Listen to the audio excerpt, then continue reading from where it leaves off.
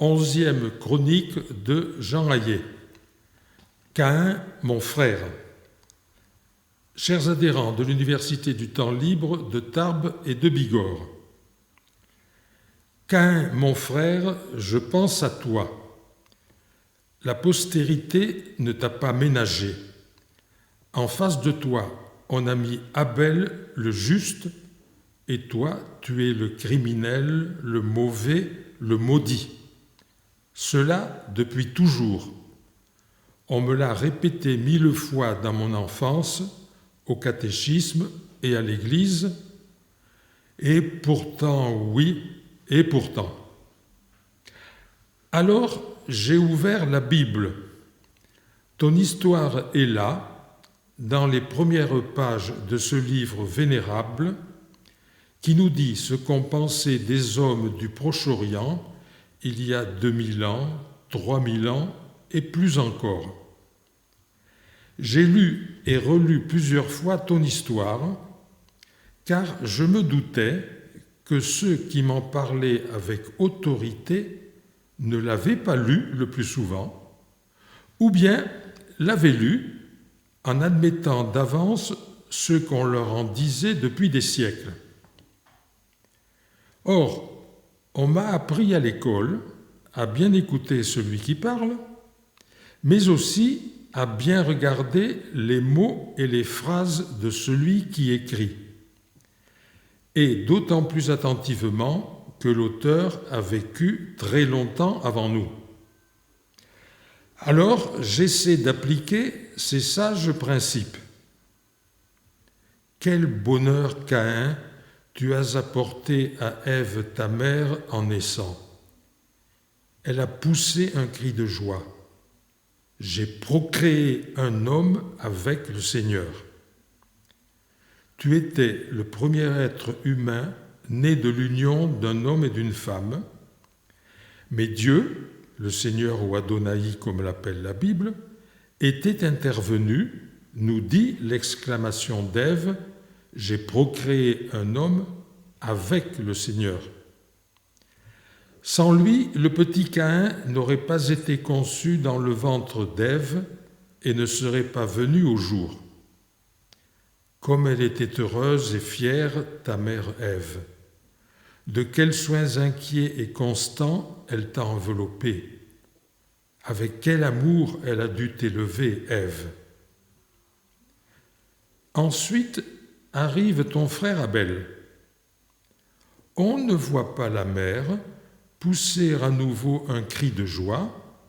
Le narrateur de la Bible note froidement « Elle enfanta encore son frère Abel ». Toi, tu es l'aîné. À toi reviendra naturellement la direction du domaine agricole.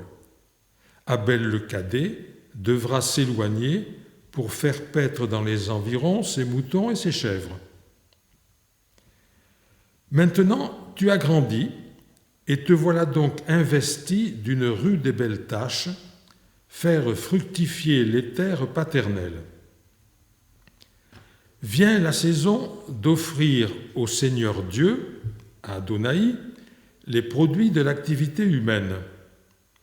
Tu lui offres des fruits de la terre, dit la Bible, ton frère pasteur sacrifie des bêtes.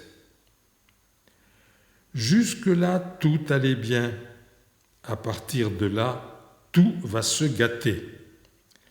Le narrateur biblique, très sobrement, dit « Adonai considéra Abel et son hommage, mais ne considéra pas Caïn et son hommage. » Aussitôt, nous nous posons la question, pourquoi cette différence ? Mais l'auteur ne donne pas d'explication, ne fournit aucune justification à cette inégalité de traitement. Ce point est capital pour comprendre la suite, car on n'a jamais le droit de faire dire à quelqu'un ce qu'il n'a pas dit. Et vous remarquez bien que l'auteur ne dit ni ne laisse entendre que Caïn était mauvais ou qu'il avait fait quelque chose qui déplaisait à Dieu. Pourquoi donc l'auteur biblique ne donne-t-il pas d'explication à cette conduite du Seigneur Dieu? Parce qu'il n'a pas besoin de la donner aux lecteurs de son temps, qui savent très bien de quoi il s'agit. Ils connaissent en effet beaucoup d'histoires de ce genre, où il est question d'offrandes agréées et d'offrandes non agréées, sans qu'on sache la raison de l'agrément ou celle du non-agrément. Ces mêmes lecteurs sont évidemment très religieux. Ils savent qu'ils doivent offrir à Dieu une part du produit de leur activité, avec l'espoir que l'offrande lui agréera, lui plaira. Ils ont aussi le goût du travail bien fait et l'esprit pratique. S'ils sont des agriculteurs et que la récolte est bonne, ils diront « c'est normal, j'ai fait du bon travail ». Si la récolte est mauvaise, ils diront « mais qu'est-ce que j'ai fait au bon Dieu pour qu'il m'envoie ce malheur ?» À partir de là, imaginez les répercussions psychologiques sur les malchanceux. Et vous voyez ce qui est arrivé ici. Du côté d'Abel, il n'y a pas eu de problème avec son petit bétail, tandis que chez Caïn, une calamité quelconque a anéanti la récolte de l'année. Le pauvre Caïn ne comprend pas et le désastre s'installe en lui. Il est torturé par une brûlure intérieure. L'auteur biblique dit « cela brûla beaucoup pour lui ». L'auteur biblique qui nous le dépeint littéralement accablé, abattu, incapable de lever la tête. Ainsi, le regard rivé au sol, il n'a plus devant lui de perspective, l'horizon a disparu. Qu'espérer? Que faire? Il s'emmure dans sa souffrance et sa colère. Un enchaînement tragique risque de se mettre en place. Mais Adonai n'a pas rejeté Caïn. Il n'avait aucune raison de le rejeter. Il vient donc vers lui avec bienveillance et tente de lui faire parler de sa souffrance. Je cite l'auteur biblique. « Pourquoi cela brûle-t-il pour toi ?» lui demande-t-il. Mais la souffrance de Caïn est trop forte. Elle lui clôt les lèvres, il ne répond pas. Comment alors pourrait-il réfléchir au conseil divin ? Attention, prends garde de te laisser dominer par ton malheur.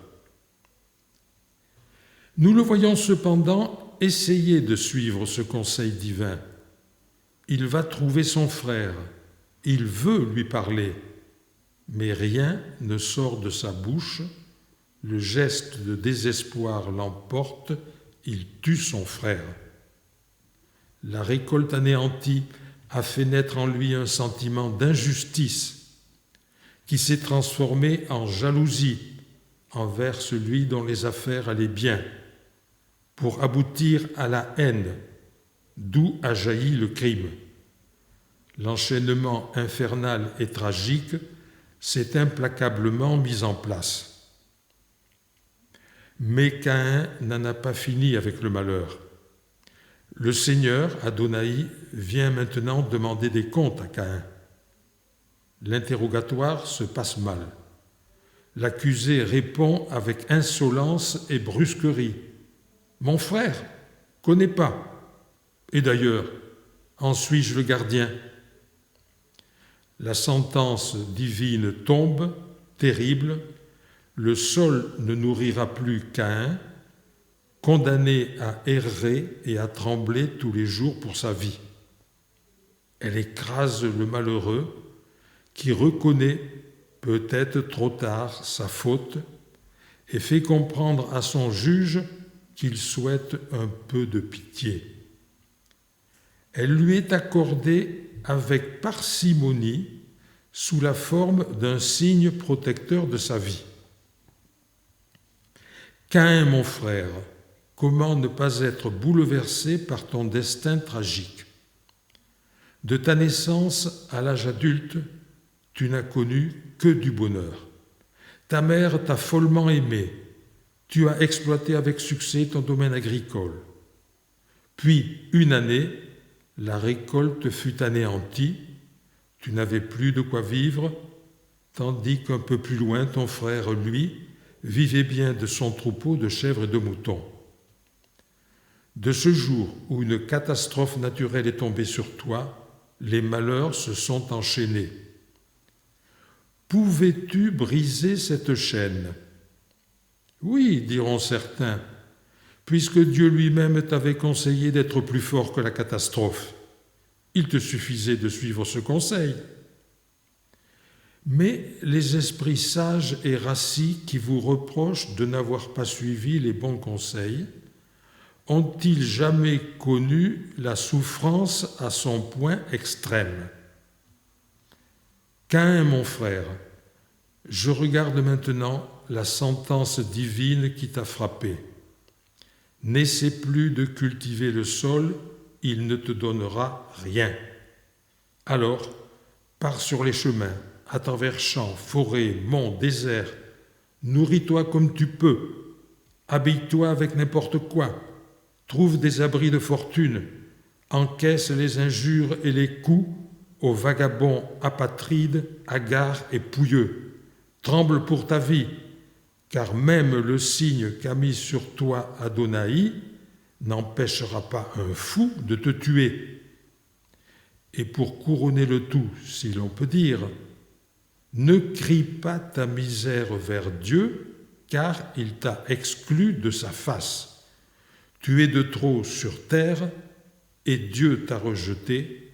Quoi de pire? Caïn, mon frère, toi qui incarnes le malheur absolu, tu m'obliges à me poser des questions sur la justice divine. Regardez Job, me dira-t-on. Job? Ah oui, nous en parlerons un jour de Job, et il y aura beaucoup à dire.